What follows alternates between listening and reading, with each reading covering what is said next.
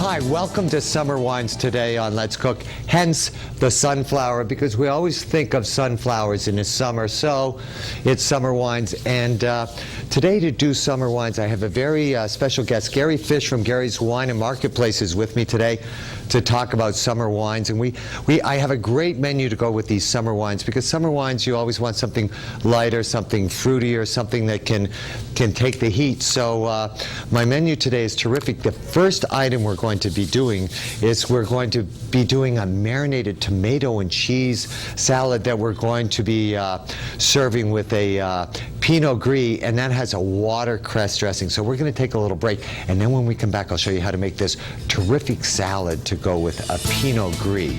All right, Summer Wines today on Let's Cook. We'll be right back. Hi, welcome back to Let's Cook, where we're doing summer wines. Now, I'm here with Gary Fish from Gary's Wine and Marketplace. Gary. Paul, good to see you. Good to see you again. You know, this is almost an annual tradition. You're on the show at least once a year. It should be more, don't you think? I think it should be. And but I can only do so many, Gary. But every time you come on, you always give us great ideas about wine. Thank you. And you have a terrific. I love your wine store, because you go from the very affordable to the very exclusive, plus you have all those great selections of cheeses and everything else. So I came up with a salad. Gary and I actually spoke together, and I came up with some items, and he talked about wines he wanted to serve. So this was a real collaboration that we put together to come up with these items. So the first thing I'm going to do is I'm going to make a marinated cheese and tomato salad with a watercress dressing. That's great. So I'll just show you how I'm going to get it started. Then I'm going to ask you about the particular wine we're going to serve with this. So I'm just going to take some watercress here, and because watercress has a tendency of being somewhat bitter, I blanch the watercress. When I blanch it, I only blanch it very, very shortly, just to kind of bring out the color, and I don't even have to shock it, Gary. Now, while I'm getting this out, why don't you talk about the wine that we're going to serve with this? Sure. In the summer, you're looking for wines that are lighter, some fruit, no wood. You don't want anything heavy, anything tannic to dry you out. And today, when we were talking about the menu, and I heard tomatoes and a salad, I thought about Italian Pinot Grigio. And I said, you know, maybe we should do a Pinot Grigio. And then I took it one step further, and I said, you know, there's Pinot Grigio and there's Pinot Gris. Do you know the difference between the two? Well, I know the difference, but I'd like to tell our viewers what the difference is. It's the same grape. It just comes from different places. In Italy, it's Pinot Grigio, and it's very light, very dry. From Oregon or from Alsace, they call it Pinot Gris, where it gets a little bit fuller bodied, a little more minerality, a little heavier, but still not a heavy wine. So the wine is actually named from the grape? Exactly. The grape is Pinot Gris. In Italy, they call it Pinot Grigio. And now it's happening in California, where everything grows well. They're using a lot of Pinot Grigios. And with the dollar being weak, Italian Pinot Grigios are becoming expensive, and California Pinot Grigios are becoming more affordable. Which is a real reverse. Yes, it's the first time in a long time. For years, California Pinot Grigios were much more expensive than their counterparts from Italy, and so I wouldn't suggest them, because I felt like you might as well go to Italy, where it originally came from, as opposed to California.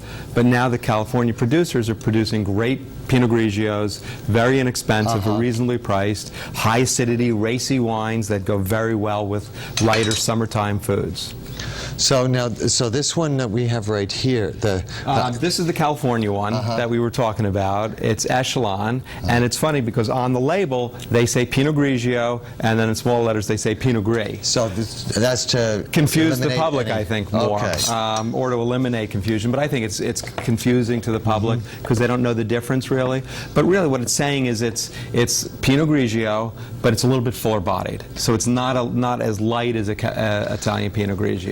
Okay, so for somebody who's just starting to drink wines, these are great wines because they're light, they have nice fruit, nice balance, and acidity. And when I mean acidity, it kind of tingles the side of your tongue, and it livens up your palate and your mouth for the food. Yeah, and what temperature should you serve these at? Because a lot of people, you know, I find that they might serve wines, even when I go to restaurants, sometimes they're just too chilled or over chilled. These you want to lean towards the chilled. You'd like them cold as opposed to, I'd like them refrigerator cold. Really? So you're talking about 40 degrees? Or 40, 45 degrees. 45 degrees. I'm gonna go behind you right here. I just need to get this bowl because I'm going to talk about my salad right now. Right now, I have some Gouda cheese here. that I'm going to be using that I just diced up. I also have some provolone that I'm also going to take the provolone, and I'm dicing this up. And I'm using 3 cheeses in a salad. I'm using the Gouda, I'm using provolone, and then I'm going to use some sheep's milk cheese called Manchego that I'm just going to shave over the top of it. So I'll take this. I put the cheeses together here with my tomatoes right here. Okay, and we mix that together. Then, right here, I have some very dry breadcrumbs, and this was just from a country loaf. There was no oil or fat in it. I really dried them up well in the oven, and these are what I'm going to toss this in. And now for the marinated tomatoes and the cheese, it's so simple because all we do is we take a little bit of salt, a little bit of pepper here, and I'm just going to drizzle these with olive oil. Just a little drizzle here. And then I'm going to make a dressing, a watercress dressing to go with this as well. So we just kind of toss this together. This is good now. And you can actually do these a day ahead, and they'll marinate very well. So we toss this together. And then to make the dressing, I have my watercress in here. I also have some skinless, seedless cucumber that we're going to start in here. That's all blanched. I have some lemon juice, lemon zest, vinegar, sugar too. A lot of ingredients here, sugar. Then I also like to put in just a little bit of red onion. And the great thing, Gary, I find about these blenders is that you can just put everything into the blender and let it go. That's great. Just go. So put my onion right in here. We're going to start this up. Now, when they make wines, a lot of the, especially with the Pinot Gris, the flavor, when you talked about the minerality of it and so forth, can you explain how that actually develops in a wine? Will I just puree this? And you're going to have to talk loud because I'm going to put the blender on. Okay, you ready? Sure. On 3, 1, 2, 3, go. Flavors. You can get flavors from a lot of things. A primary place from the flavor actually is the grape. You have Pinot Gris, like we talked about, which is a lighter grape. Chardonnay, which is a fuller, richer grape. Isn't that better when it's off? A Riesling, which is a fruitier grape. And the other places you get minerality or flavor are from what you do with it. Wood barrels will give it some more body, but it will also dry it out. And again, talking summer, 90-degree days, you don't want your mouth to be dried out by the wine. You want it to be refreshed and livened. So that's why you want something lighter without that wood flavor, something that has richness, but the richness from the grape, not from the wood. Lively flavors. I see. That's so good that you explain that, because I know I get confused sometimes, or you hear other people talk about it, and this is coming from the expert's mouth here as far as what to expect. Now I'm just going to take the 3 cheese with the marinated tomatoes right here. I'm going to set these up on a plate. I'm going to ask you to taste this right here. I'm going to ask you actually to taste this here because it does have a little dressing. If you could take a little out of there. And I'm just going to finish this with a little bit of the watercress dressing. And then, Gary, I think we have to go ahead and take a little. How is that? That's fabulous. Good. It'll go well with the Pinot Gris or Pinot Grigio. We're going to take a little break, and then when we come back, we're talking about a roasted mushroom ragu with spinach that's going to go great with our Pinot Noir. It's Summer Wines today on Let's Cook On with Gary Fish. We'll be right back. Hi, welcome back to Summer Wines. I'm here with Gary Fish. Now, Gary, when we were talking about summer wines, and you mentioned a red wine. Yes. And you actually mentioned, the wine you mentioned was a Pinot Noir. Pinot Noir. And I said, well, and I had an idea of something. You said, no, Paul, try mushrooms. Mushrooms. I love mushrooms with Pinot Noir. Mushrooms with Pinot Noir. So I'm doing actually a oven roasted mushroom ragu. So the first thing that I'm going to do, Gary, is I have some mushrooms right here. I'm just going to take these mushrooms, put these onto a sheet pan, and this is an assortment of different mushrooms that I've just diced up. I have some cremini, I have some common mushrooms here, I have some baby bellas. Then we'll take a little bit of salt, a little bit of pepper. Then I have some herbs here as well, and especially thyme. Now, thyme also goes real well with Pinot Noir. So, and mushrooms as well. A little bit of chive, and then we just drizzle this with olive oil. Now, the mushrooms themselves, they have a tendency of absorbing the oil very quickly. They're like a sponge. So as soon as you put that on, you just need to move it around here to make sure that they're all flavored with the olive oil. 400-degree oven, 20 minutes. done deal. I already have some done. Now, while I get these in the oven, why don't you talk about the wine now that we're going to be serving with this a little bit, Gary? Okay. Pinot Noir, like Pinot Grigio, like Cabernet, can be produced virtually anywhere in the world. It's a much more difficult grape because the skin is thinner than Cabernet. So there are places where it doesn't work as well. So they find that cooler climates, thus Burgundy in France, works very well because it's a little bit cooler. Parts of Napa Valley, Caneros in California, which has the fog and it's a cooler climate.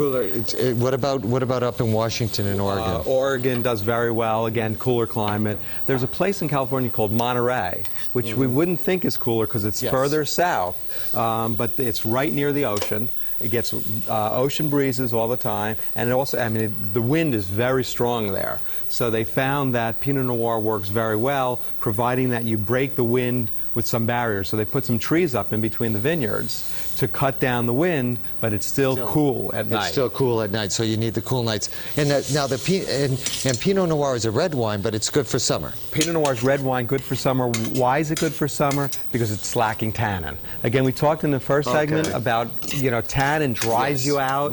In a hot day, you don't want to be dried out by the wine. You want to be, you want your flavors opened up, palate opened up. A nice Pinot Noir has nice berry flavors. Nice, again, it has some acidity, but not too much, and finishes very dry, but not drying you out. I think our viewers would love to know what you mean by the tannin and the skins and how they actually get the color in the grape, because a lot of people are under the misunderstanding that all white wines are made with white grapes and red wines are made with red grapes, and that's not always the case. You do get the color primarily comes from the skin, and you know, Pinot Noir is a light-skinned red wine, so you can make a white wine champagne.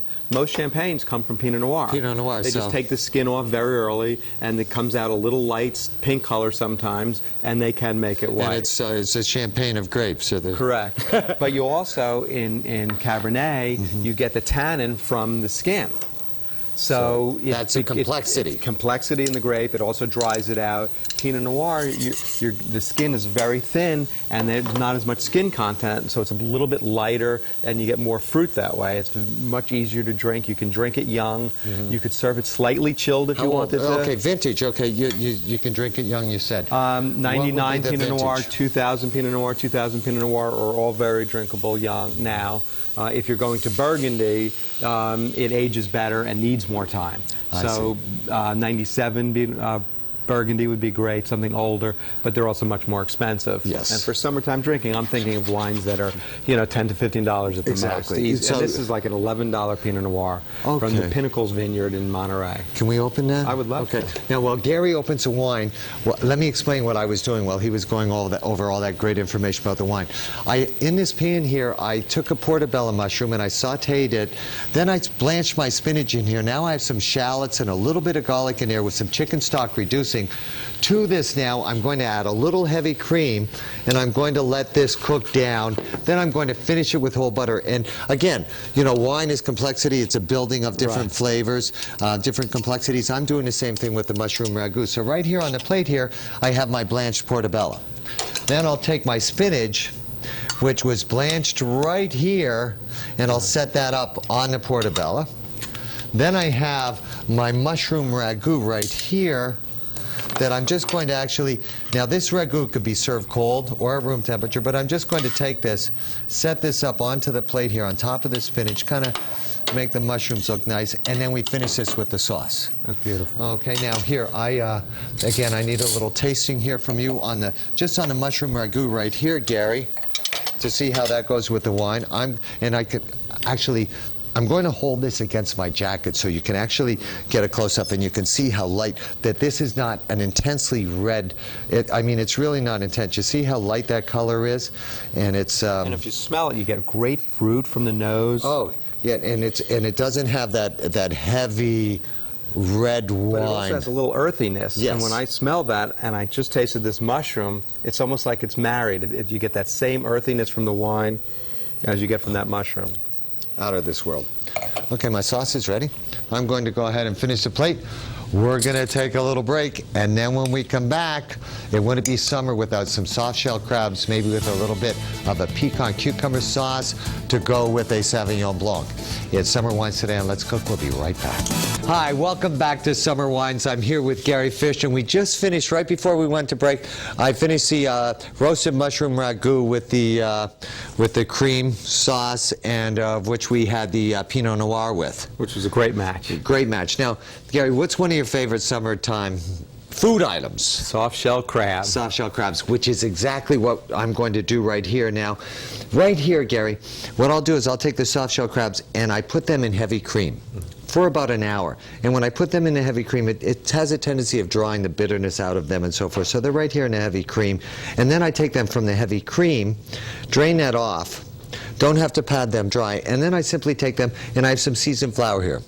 And the flour has salt, pepper, and cayenne pepper. Then we're just going to take them, and when I actually cook these, because I only turn them once, in the pan right here, I already have two done. But what I'll do is I will usually start with the bottom side up. This is the bottom side right here. I'll usually start with this side up and the top side down. So I'm just going to get this one started here, and these two are already done, so I can actually remove them. So we'll just take these out. And these take about 4 minutes on each side. That's great. Now, what's the wine that you chose to go with this? I chose Sauvignon Blanc. Sauvignon Blanc. I love Sauvignon Blanc, again, for the summer. We're going with something with nice fruit. We talked about whether it's sweet or not, and I would say it's not sweet, but it's got grape fruitiness. It's like a Florida grapefruit, you know. It's lively flavors. Again, nice acidity, which will cut through the cream of the that used for the batter, and I think it will handle the soft shell crab beautifully. Now, and I said, when we were at break, I said, well, Sauvignon Blanc, that's kind of like a fruity wine.